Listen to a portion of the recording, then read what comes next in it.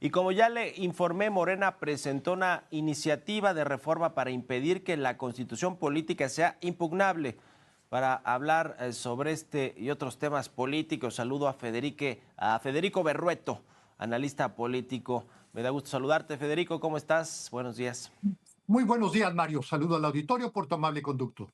¿Qué te pareció este asunto de la supremacía constitucional de Morena, esta iniciativa para pues que sea el poder legislativo el único que pueda tocar la Constitución y que además de todo no se pueda impugnar ni digamos emitir algún juicio de amparo, alguna controversia constitucional, nada en cuanto a los cambios que haga el Congreso mexicano? Bueno, mira, en primer término se trata de una iniciativa de la supremacía de la Constitución. En todo caso, Ujú. es la supremacía del poder legislativo. Sí, Y de lo que estamos hablando es que son inimpugnables las reformas que pudieran hacerse, pero además también afecta al tema de las controversias constitucionales o bien de los amparos cuando estos trascienden más allá, las resoluciones más allá del quejoso.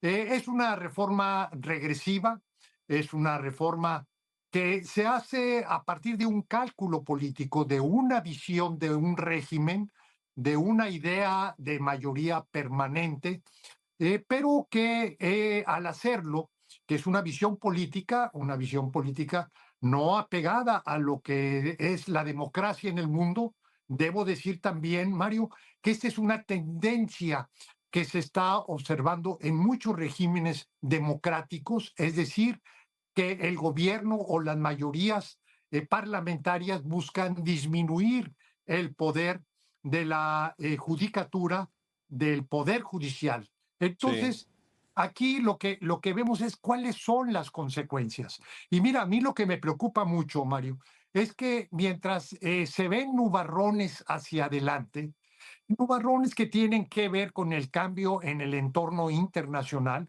concretamente las consecuencias que habría en este resurgimiento del proteccionismo mundial, pero sobre todo con nuestro principal socio comercial, algo que vamos a estar encarando en cuestión de semanas. Y por otra parte, pues también tenemos muchos problemas en el país, como es la inseguridad. Vemos lo que ha ocurrido día con día y nos coloca en una situación sumamente crítica, compleja, y también la situación de las finanzas públicas. A mí lo que me preocupa es cómo el país se está distrayendo y desgastando a partir de querellas de carácter político muy importantes, pero que no resuelven los temas fundamentales. La reforma del Poder Judicial no resuelve el problema de la justicia y esta otra, digamos, proyecto legislativo que seguramente va a ser aprobado, no resuelve lo que se pretende, que es la certeza de derechos y la supremacía constitucional. Al contrario, que un órgano político tenga la última palabra y no lo tenga un órgano jurisdiccional, como ocurre en cualquier parte del mundo democrático, creo que es una regresión y contribuye a la incertidumbre de derechos. Ujú. ¿Coincides en esto que comenta la oposición, que al querer pasar esta iniciativa de supremacía legislativa sobre la Constitución, no le dan la razón a los jueces, ministros, magistrados que han interpuesto recursos para frenar la actual reforma al Poder Judicial? Pues no, yo la verdad no entiendo ni coincido con el argumento de la oposición. Ujú. Lo que sí sé es que esta iniciativa afecta todo lo que se ha realizado y sí la veo como una reacción a lo que han sido distintas resoluciones de carácter judicial. Y aquí el reaccionar por la vía legislativa, es decir, hacer leyes para casos concretos, esto siempre será indeseable, es una perversión del proceso legislativo, porque tú cuando apruebas una ley, cuando apruebas una reforma, lo tienes que hacer en una perspectiva de largo plazo y no en función de una coyuntura específica. Creo que este enojo que ha mostrado la presidenta Sheinbaum debe ser procesado a través de un litigio y donde estoy cierto que la postura que tiene el gobierno es seguramente la que va a prevalecer, es decir, la supremacía de la Constitución. ¿Dónde no puede prevalecer, Mario? Si en el proceso legislativo hay violaciones. En ese caso tiene que reponerse el proceso legislativo, pero con la mayoría que tiene Morena y sus Sí. aliados en el Congreso, pues simplemente de lo que se trata es de que digamos, se atrasa la aplicación, pero seguramente la reforma constitucional prevalecerá. En otras palabras, la urgencia no debe comprometer la calidad del proceso legislativo, el cuidado que debe tener el proceso de aprobación de leyes y sobre todo de reformas constitucionales. Ujú. No sé si en el texto de este proyecto de decreto de iniciativa viene el tema de la retroactividad, que se aplique precisamente a lo que está sucediendo en el actual marco jurídico con las suspensiones que buscan poner los jueces o que buscan, con las que buscan echar atrás pues no permitir que se implemente la reforma judicial. ¿Habla de eso la retroactividad? Sí, sí habla, si mal no recuerdo, es un transitorio en el Sí. que se determina eso y es, desde luego, es una disposición inconstitucional.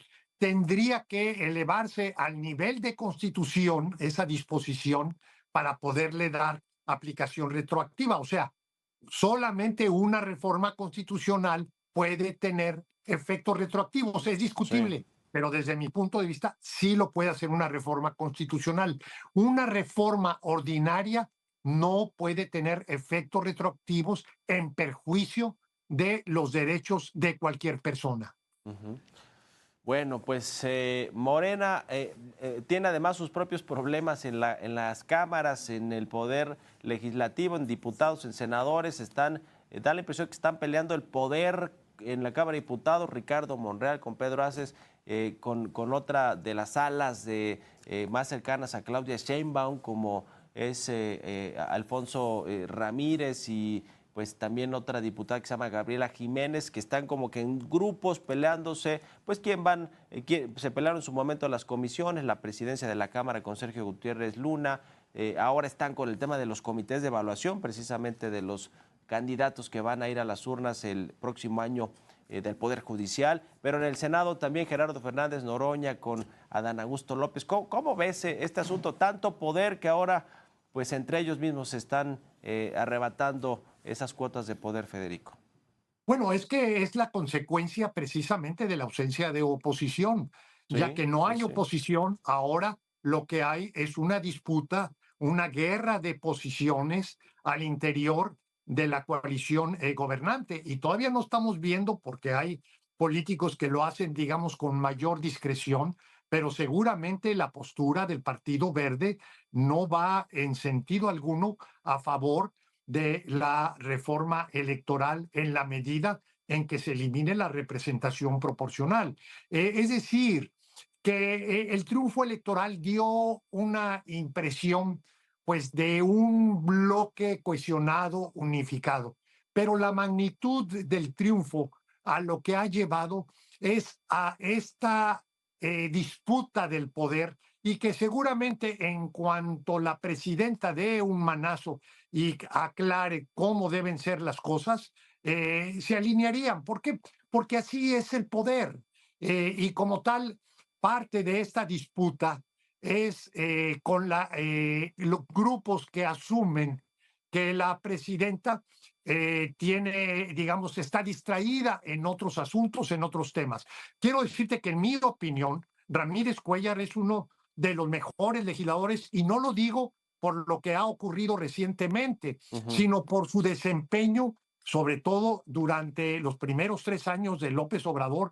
Fue uno de los legisladores con mayor visión sobre lo que debiera ser la transformación democrática, es decir, cambiar el país, pero en el marco de las coordenadas de la democracia, que Sí. creo que eso es lo que le está faltando a la cuarta transformación, esta falta de claridad y personas de ese empaque creo que es lo que más necesita el Poder Legislativo y lo que más necesita, desde luego, la presidenta Claudia Sheinbaum. Sí, que por cierto, él es muy cercano a Claudio Sheinbaum, Ramírez Cuellar. Pues ya estaremos viendo en los próximos días cómo se desarrolla todo el tema de la reforma judicial, de si pasa en fast track esta quitarle las impugnaciones a las reformas constitucionales del legislativo, que no haya posibilidad de que se puedan echar abajo o impugnar. Y lo estaremos platicando. Federico, muchas gracias como siempre por conversar aquí con nosotros. Mario, muchas gracias. Saludos nuevamente al auditorio. Un abrazo, que estés muy bien. Federico Berrueto es analista político.